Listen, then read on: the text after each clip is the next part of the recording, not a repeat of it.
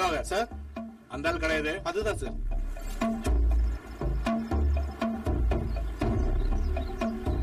கடையில வேலைக்காரன் மட்டும்தான் இருக்கான். ரமேஷ காணுமே. இங்க வாடா. வாடா. இப்ப வந்துடுறேன். இதுதான் ரமேஷோட கடையா? ஆமா சார்.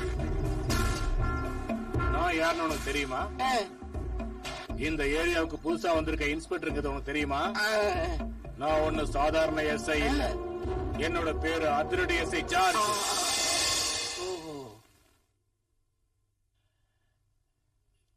எங்கடா அந்த ரமேஷ்? அதை சொல்ல மாட்டேன். அத சொல்ல வேண்டிய அவசியம் இல்ல. நீ எதுக்காக அதை தெரிஞ்சுக்கணும்? எங்க எங்கன்னு நீ நினைச்சு நினைச்சு தவிக்கணும். அதுதான் எனக்கு தேவை. என்னடா சத்தாங்க? அது நாடகத்துக்கு ஒத்திக்க பாக்குறாங்க. இந்த தெருக்கூத்து ஆடுவாங்கல்ல, அவங்கதான். எல்லாத்தையும் பிடிச்சிட்டு வாங்க. அந்த ரமேஷ் எங்க போயிருக்கான்னு சொல்லு. அவரு காலையில தான் வந்துட்டு போனாரு. ஆனா எங்க போறேன்னு சொல்லிட்டு போகல. உன்னை எப்படி சொல்ல வைக்கணும்னு எனக்கு தெரியும். இந்த அதிரடி எஸ்ஐ ஜார்ஜ் பத்தி உனக்கு தெரியாது சார். ஒருவேளை பஞ்சாயத்து ஆபீஸுக்கு போயிருக்காரே என்னமோ. அந்த பஞ்சாயத்து பிரசிடண்ட் கூப்பிடுற உடனே இங்க இருந்து கூப்பிட்டா ஆபீஸ்ல கேட்காது சார். ஆபீஸ் இங்க இருந்து 1 மைல் தூரத்துல இருக்கு. இவன்தான் சார். நாடகம், பாட்டு, கூத்து. என்னடா கலாட்டா பண்றீங்க? இனிமே இங்க இருந்து சத்தம் போட்டீங்கன்னா தொலைச்சு. புரிஞ்சுதா? புரிஞ்சுது சார். இங்க இருக்க எல்லாருக்கும் சொல்றேன், வாங்க.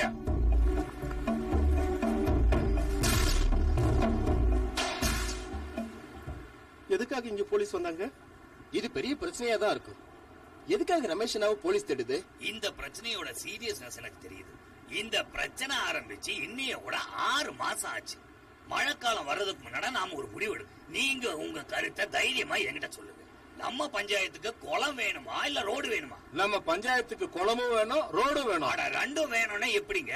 என்ன தலைவரே, குளம் தண்ணிக்காகவும் ரோடு வண்டிக்காக தானே தேவைப்படுது. அப்படின்னா அந்த இடத்துல குளம் தோண்டா ரோடு எங்க போடுறது? ரோட போட்டுட்டு குளத்தை வெட்டுவோம். அப்ப ரோடு குளமாயிடுமே. ரோடு எல்லாம் குளமான கதை நிறைய இருக்கு. ரோடு பக்கத்துல குளம் இருந்தா அதானே எப்பவும் தண்ணி இருக்குமே. அடடடா, நீங்க தேவையில்லாத கருத்தெல்லாம் சொல்லாதீங்க.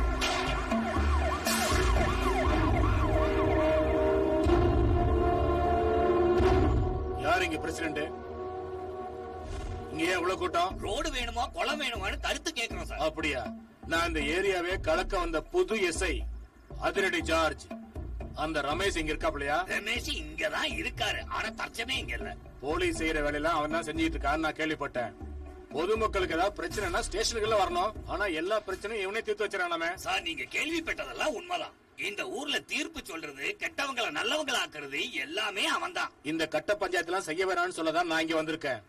ஊருன்னு இருந்தா அங்க திட்டு பயம் இருக்கும், அடிதடி நடக்கும், கொலையும் பலாத்காரம் நடக்கும். இப்படி நிறைய கேஸ் எல்லாம் வரும். அநியாயம் பண்றவங்க எல்லாம் போலீஸ்காரனுக்கு பயந்து இருப்பானுங்க. நிறைய பணம் கொடுத்து சப்போர்ட் பண்ண சொல்லுவானுங்க. இதுதான் காலாகாலமா நடந்து வந்துட்டு இருக்க முறை. அதனால இன்னும் இருந்து திருடங்களை நாங்க தான் பிடிப்போம். திருடனுங்களை ரமேஷ் பிடிப்பாரு, கொலை பண்றவங்கள அவங்களையும் அவன் பிடிப்பான். அப்ப எங்களுக்கு என்னதான் வேலை? நீங்க என்ன வேலை செய்யணும்னா அவனே உங்களுக்கு சொல்லுவான். ரமேஷ் குற்றவாளியை பிடிச்சு உங்ககிட்ட கொடுப்பான். அவங்களை நீங்க கோர்ட்டுக்கு கொண்டு போலாம். தீர்ப்பு முடிச்சு தண்டனை கிடைச்சா சிறையில் அடைக்கலாம். தேவையானா போஸ்ட்மார்ட்டத்துக்கு காவல் நிக்கலாம். இந்த வேலை எல்லாம் இருக்க. ஆமா, இந்த ரமேஷ் யாரு? தெய்வமா? இந்த ஊரை பொறுத்த வரைக்கும் அப்படிதான். பதவி ஆசை இல்ல, பணத்தாசை இல்ல. இந்த ஊர் மக்களுக்கு எல்லாம் உதவி செய்யணுங்கிறதா அவனுடைய லட்சியம். அவன் மட்டும் என் கையில மாட்டினான்னா உங்களால ஒன்னும் பண்ண முடியாது. அவரை எப்படிதான் பாக்குறது? இன்னைக்கு பார்க்க முடியாது. அதிகாரிகளை கூட்டிக்கிட்டு ஒரு பெரிய வேலையா ரமேஷ் காட்டுக்குள்ளார போயிருக்காப்புல. எதுக்கு? மான் வேட்டைக்கா? இல்ல, ரொம்ப நாளா போலீஸுக்கு டிம்கி கொடுக்கற சாராங்காச்சர நல்ல சிவத்தை பிடிக்க. இன்னைக்கு பிடிச்சிருவான் நிச்சயமா.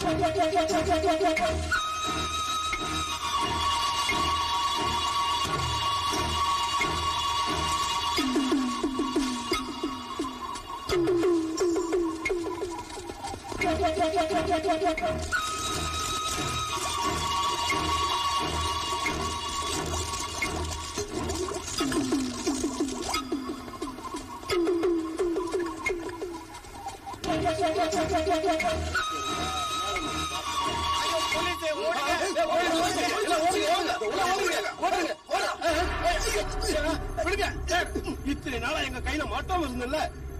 என்ன ரமேஷ், என்கிட்டே மோதி பாக்குறியா? நல்ல சிவா, நீ நல்லவனா வாழ்வேங்கிறதுக்காக தான் உங்க அப்பா அம்மா உனக்கு பேரு நல்ல சிவன்னு வச்சிருக்காங்க. ஆனா நீ அப்படி வாழ தயாரா இல்ல. நீ தயாரிக்கிற சாராயத்தினால எவ்வளவு ஏழை ஜனங்க செத்துக்கிட்டு இருக்காங்கன்னு உனக்கு தெரியுமா? நீ ஒன்னும் ஜனங்களை காப்பாத்த அந்த கடவுள் இல்லையே. நான் உனக்கு நிறைய தடவை அட்வைஸ் பண்ணேன், மாட்டிக்கவேன்னு வேற சொன்னேன். ஆனா நீ அதுக்கு ஏதாவது சாக்கு போக்கு சொல்லி தப்பிச்சிட்ட. இப்ப என்னாச்சு? இந்த ஊரு கெட்டு போக நான் விட மாட்டேன்.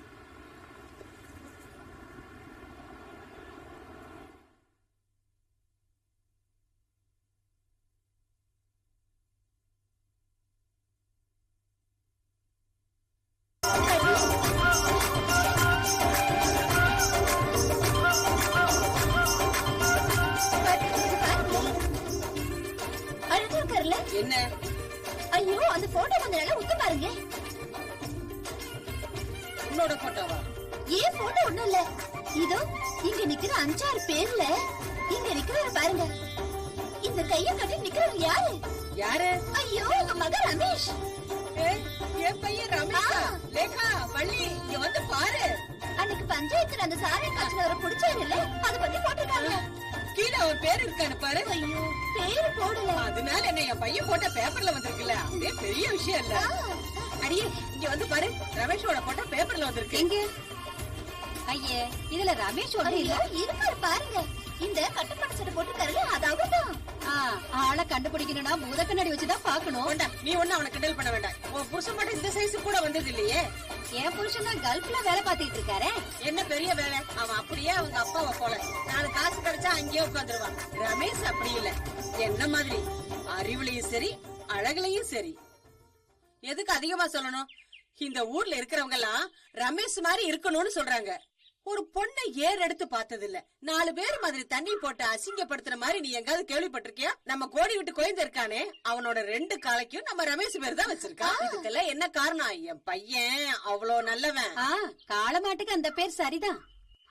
என் புருஷன் வேலை பாக்குறதுனாலதான் அந்த முதலாளிக்கு பணமே கொட்டுதான். அங்க இருக்கிற 37 ஃபேக்டரியையும் என் புருஷன் மட்டும்தானே பாத்துக்கிறாரு. போதும் போதும் போதும், எனக்கு எல்லாம் புரிஞ்சிருச்சு. பாவம், அவ தனியா சமையல் கட்டுல கிடந்து காலையில இருந்து அல்லாடுறாளே, கொஞ்சம் போய் உதவி செய்யக்கூடாதா? அவளும் உன்ன மாதிரி இந்த வீட்டுக்கு வந்த மருமக தானே. எனக்கு முதுகு வலி இன்னும் போகலம்மா. 5-6 மாசமா இதையே தான் சொல்றேன். நான் என்ன பொய்யா சொல்றேன்? என்ன சொல்லிட்டேன் தெரியுமே, ஒரு கண்ணுல வெண்ணையும் ஒரு கண்ணுல சுண்டாமும் வைப்பீங்க. இடுப்பு வழியெல்லாம் வெறும் நடிப்பு. பயங்கர கெட்டிக்காரி.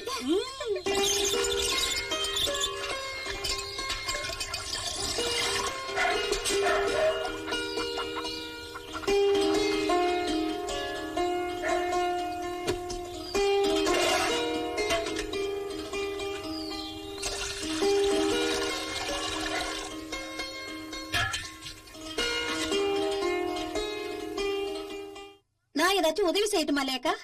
வேண்டாக்கா, உங்களுக்கு தான் உடம்பு சரியில்லையே. ஆனா அது அவங்களுக்கு புரிய மாட்டேங்குதே.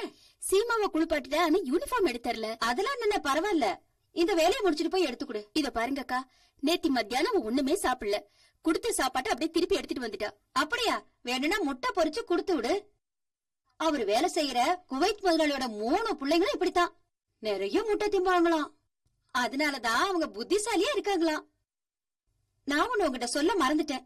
அவரோட பிறந்த நாளைக்கு குவைத் முதலாளி புது கார் வாங்கி கொடுத்திருக்காராம். ஓ, ஆனா இங்க கொண்டு வர முடியாதுல்ல. கொண்டு வந்தா எவ்வளவு டியூட்டி கட்டணும்?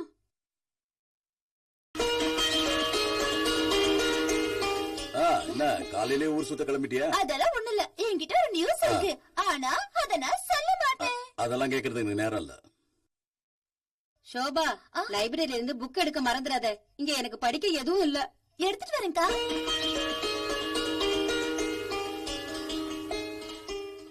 அம்மா, இத கொஞ்சம் போட்டு விட.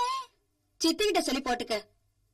இந்த அம்மாக்கு எதுவுமே தெரியாது. சித்தி, இது பாருங்க, டிஃபன் எடுத்து வச்சிட்டேன், சாப்பிட்டு போனோம்.